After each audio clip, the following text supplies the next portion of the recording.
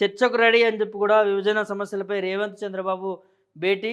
నేడే సాయంత్రం 6 గంటలకు ప్రజాభవన్లో ప్రారంభం. విభజన చట్టంలో 9, 10 షెడ్యూల్ సంస్థల ప్రధాన ఎజెండా.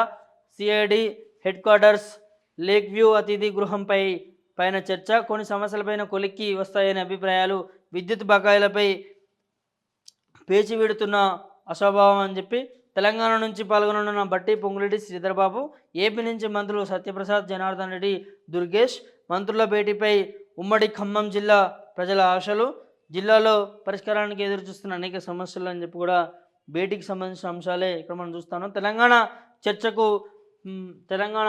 చర్చకు పెట్టనున్న అంశాలు ఇవే అని చెప్పి తెలంగాణ ప్రభుత్వ వర్గాలు తాజాగా పాత అంశాలకు తోడు కొన్ని కొత్త అంశాలను తెరపైకి వచ్చాయి. అవి ఏపీలో కలిసిన 7 మండలాలు తిరిగి ఇవ్వాలి.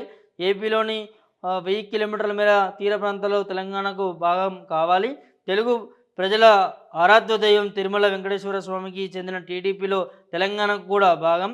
కృష్ణా జిల్లాల్లో ఉన్న 811 టీఎంసీల నీటి లభ్యత తెలంగాణకి 558 టీఎంసీలు. తెలంగాణ విద్యుత్ సంస్థలకి ఏపీ విద్యుత్ సంస్థల బకాయిలున్న 24,000 కోట్లను సత్వరమే చెల్లించాలి. ఏపీకి ఏమైనా చెల్లించాల్సి ఉంటే చెల్లిస్తాం. తెలంగాణకు ఓడరేవులు లేనందున ఏపీలో కృష్ణాపట్నం, మచిలీపట్నం, గన్నవరం పోర్టుల్లో భాగం కావాలి అని చెప్పి కూడా ఇవాళ చర్చించబోయేటటువంటి అంశాలు ఇవే అని చెప్పి కూడా మనకి ఇక్కడ హైలైట్ అవుతున్న అంశాన్ని అయితే చూస్తూ ఉన్నాం.